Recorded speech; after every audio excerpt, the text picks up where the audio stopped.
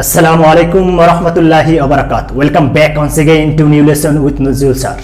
Dear learners, I'm here to give you another important interesting topic. Aske, we are going to learn new and important topic. What? Aske basic writing এর 14তম class আমরা শিখব connectors এবং linkers. Sir কোথায় connectors কোথায় linkers? The differences between connectors and linkers. Sir বাক্যে linkers ব্যবহার করলে কোথায় কমা ব্যবহার করব? Sir I am confused. Sir linkers কোথায় হবে, বাক্যের শুরুতে না মাঝখানে? লিঙ্কার যদি বাক্যের শুরুতে বসাই তাহলে কমা হবে কোথায়? We are confuse, right? Confuse না? ইয়েস। স্যার কানেক্টরস কোথায় হবে, বাক্যের শুরুতে না মাঝখানে? কানেক্টরস কি বাক্যের শেষে বসে না পরে বসে? কানেক্টরসের পরে কি কমা দিতে হবে না দিতে হবে না? Yes, these are the problems we are facing in writing, in speaking. Sometimes we speak, we need connectors and linkers. Sometimes we write English, we need connectors and linkers. Both are essential for speaking and writing. Yes, আজকে পুরো lesson তোমরা দেখবে ইনশাআল্লাহ। আশা করি আজকে lesson থেকে তোমরা অনেক গুরুত্বপূর্ণ তথ্য পাবে, যেটা তোমার স্পোকেন এবং রাইটিং সব জায়গায় কাজে লাগবে।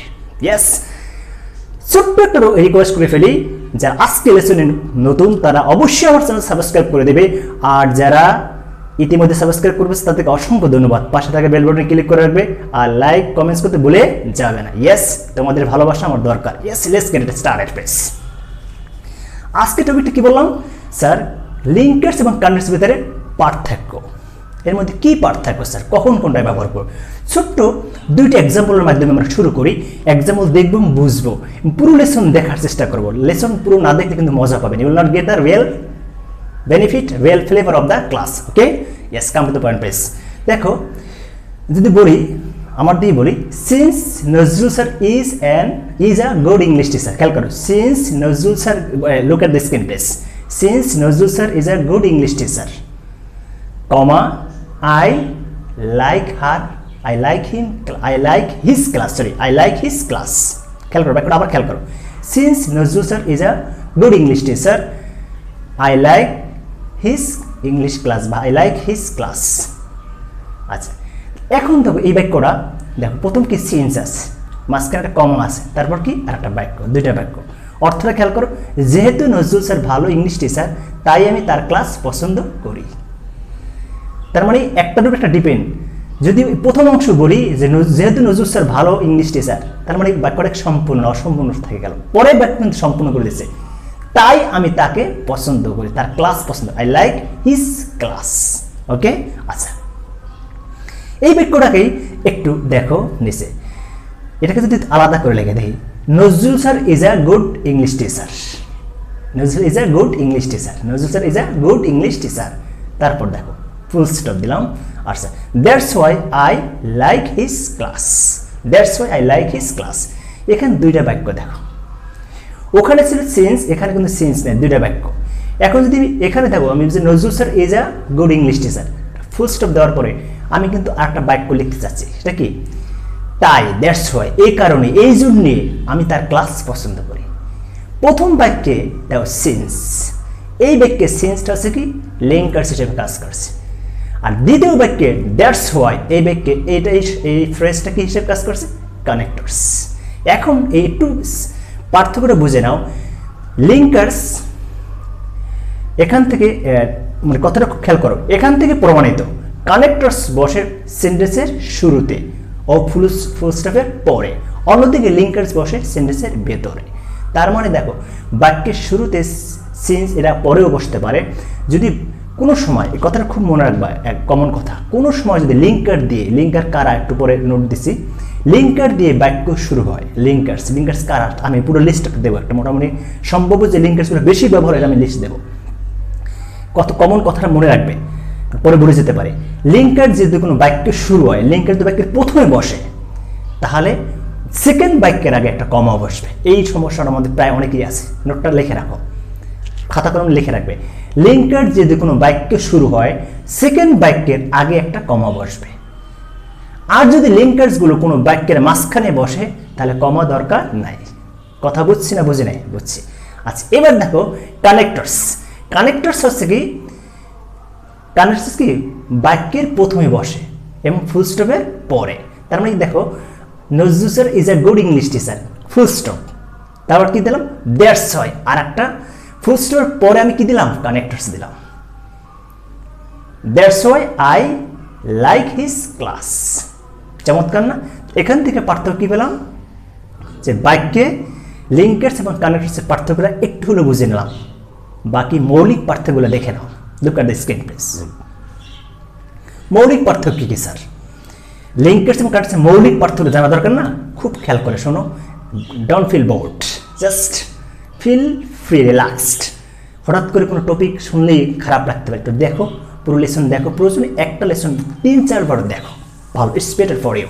খুব খেয়াল করবা, কঠিন কোনো লেসন দেখি ভয় পাওয়ার, কারণ এই লেসনটা আমাদের অনেক দরকার, রাইটিংয়ে প্রচুর ইউজ করি আমরা।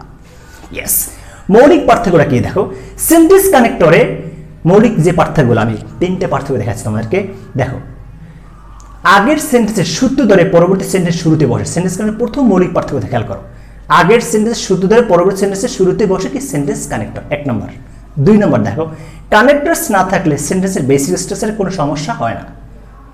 সেন্টেন্স কানেক্টরের মৌলিক পার্থক্য খেয়াল করো, কানেক্টরস না থাকলে সেন্টেন্সের বেসিক স্ট্রাকচারে কোনো সমস্যা হয় না। 3 নম্বর দেখো, সম্পূর্ণ বক্তব্যের ধারাবাহিকতা বজায় রাখে। সেন্টেন্স কানেক্টর কি করে? সম্পূর্ণ বক্তব্যের ধারাবাহিকতা বজায় রাখে। এটা হচ্ছে সেন্টেন্স কানেক্টরের মৌলিক পার্থক্য। কার সাথে? লিঙ্কার্স। লিঙ্কার্স কি খেয়াল করো, একই সেন্টেন্সের অভ্যন্তরে একাধিক ফ্রেজ বা ক্লোজের মাঝে বসে।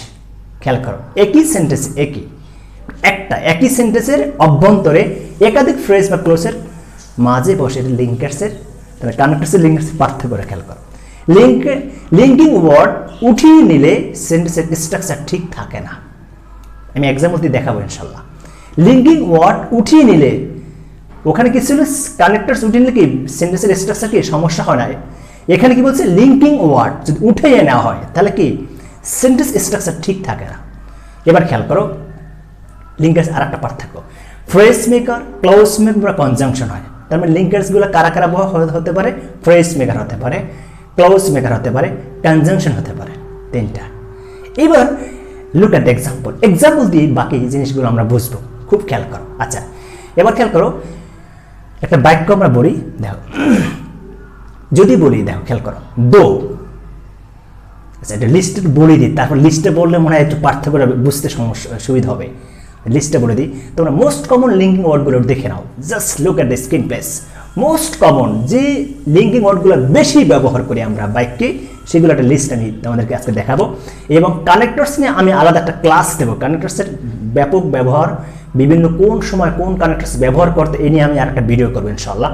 আজকে বিশেষ করে বিশেষ ফোকাস হচ্ছে তোমরা যে লিঙ্কিং ওয়ার্ডগুলো বাক্যে ব্যবহার করতে আমরা অনেক সময় কনফিউজড হই, কমা দেওয়া না দেওয়া নিয়ে সমস্যা ফেস করি। এটা নিয়ে আজকে মূলত ক্লাসের ফোকাসিং এবং পার্থক্যটা দেখিয়ে দিচ্ছে তোমাদেরকে। দেখো, তাই মোস্ট কমন যে লিঙ্কিং ওয়ার্ডগুলো বাক্যে ব্যবহার করি, মানে আই হ্যাভ ফাউন্ড ইট, আমি যেগুলো বেশি পেয়েছি সেগুলো আরও আছে, দিস আর দ্যাট। দেখো, প্রথমে দেখো দো, although, because, if, as, since, before, after, as if, as though, in spite of, despite, even so, even if, even though, nevertheless, who, which, what, where, when, why, whose, whom, how, that, whenever, etc. These are the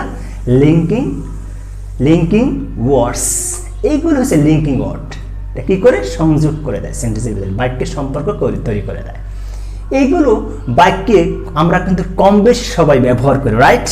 এগুলো যখন বাক্যে ব্যবহার করেন, 2টা clause থাকে। এটা সবসময় 2টা ক্লজকে মানে 2টা বাক্যকে সম্পৃক্ত করে, রাইট? আচ্ছা, যখন এগুলো কোনো বাক্যের শুরুতে বসবে তখন আমরা বাক্যের মাঝখানে একটা কমা দেব। এই মেসেজটা সবচেয়ে ইম্পর্টেন্ট মনে রাখো।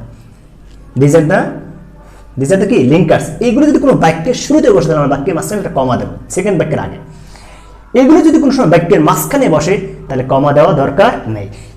আমি ছোট্ট একটা এক্সাম্পল দিই, তোমরা বুঝতে পারবে। ওকে, ইফ দিয়ে একটা এক্সাম্পল দিই। ইফ, দেখো, if you practice English, comma, you can speak English, যে তুমি ইংলিশে ইংলিশ প্র্যাকটিস করে তাহলে ইংলিশ কথা বলতে পারবে।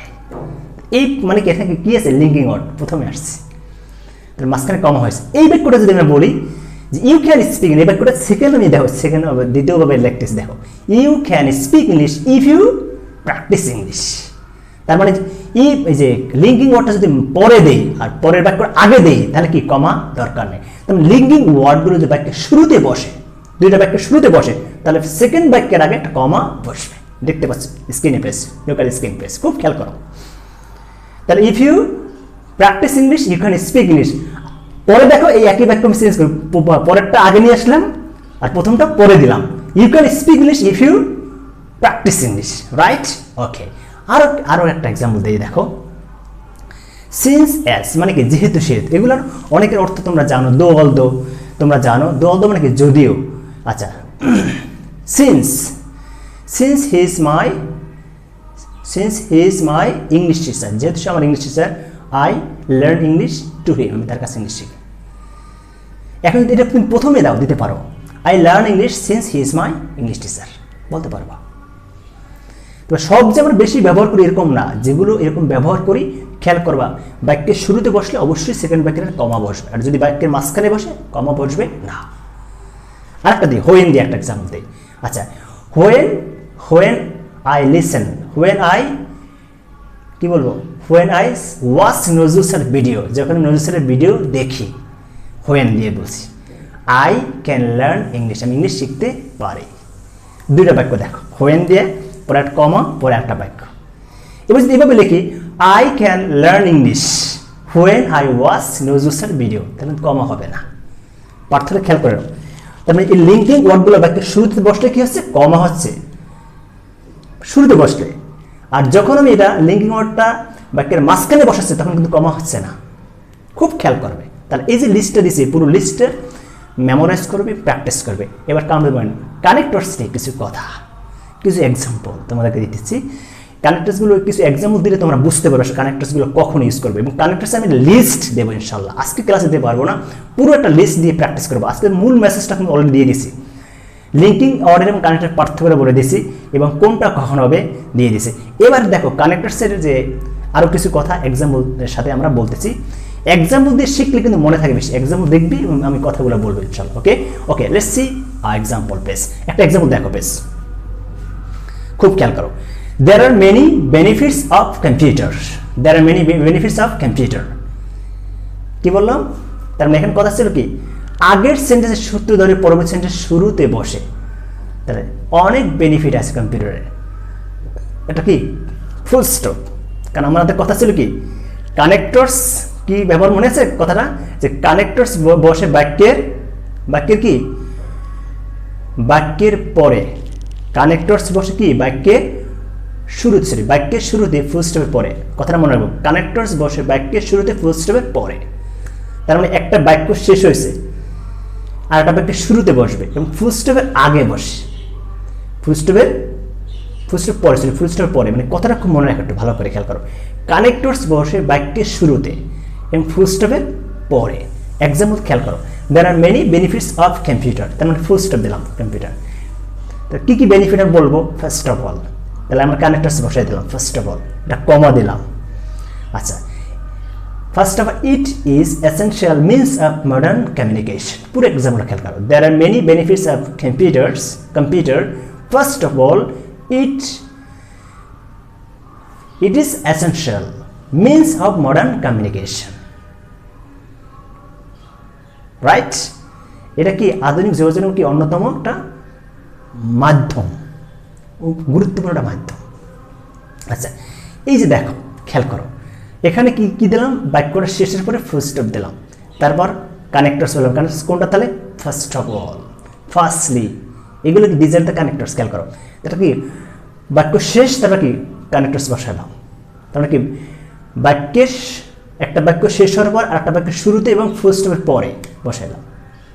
আচ্ছা, আরেকটা এক্সাম্পল খেয়াল করো, বললাম যে নজরুল স্যার ইজ আমাকে দিয়ে বলবো না, আরেকটা বলি, Bakul sir is an accountant is a teacher. Bakul sir is a teacher, বললাম Bakul sir is a teacher. আচ্ছা, এখন তার সম্পর্কে আমি একটা তথ্য দিতে চাচ্ছি। কানেক্টার্সের ব্যবহারটা মূলত হচ্ছে বাড়তি তথ্য দেওয়া এবং সেন্টেন্সের সম্পূর্ণ বক্তব্যের দ্বারা হইতে পারে। বকুল স্যারের আমি আর তথ্য দিচ্ছি, সে টিচার আর কি করে সে বলতে চাচ্ছে। তাহলে Bakul sir is a teacher, besides he is a writer, besides he is a writer. তাহলে এই যে বাক্য শেষ করার পরে ফুল স্টপ তারপর বিসাইডস ইউজ করলাম, তার মানে কি একটা বাক্য শেষ আরেকটা বাক্যের শুরুতে কি বিসাইডস ইউজ করলাম। This is the connectors, besides connectors use করে একটা কমা দিলাম, বিসাইডস থেকে একটা কমা দিলাম, তারপর কি দিলাম he is a writer. Second আরেকটা এক্সাম্পল খেয়াল করো, হি ওন দ্য কম্পিটিশন, সে কম্পিটিশন জয়লাভ করলো। তাহলে জয়লাভ করে কি হলো, সে দেয়ার ফর দিতে পারে, জয়লাভ করার কারণে সে কি হয়েছে, সে পুরস্কার পেয়েছে। তারপর কি করলো, সে তার ভালো কিছু নিউজ আছে, তাহলে দেয়ার ফর দিতে পারি, থাস দিতে পারি, অ্যাকর্ডিং দিতে পারি, অ্যাজ এ রেজাল্ট দিতে পারি। তাহলে যেমন বাক্যটা খেয়াল করো, he won the competition therefore he had some good news to tell us.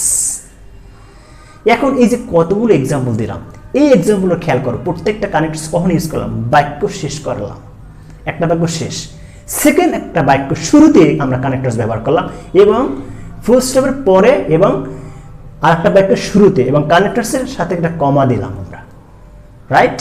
Connectors শুরুতে ইউজ করে কমা ইউজ করতে হয়। এখন আমরা এই যে এক্সাম্পলগুলো দেখলাম, প্র্যাকটিস করলাম, আশা করি তোমরা মোটামুটি মৌলিক একটা ধারণা পেয়ে গেছো।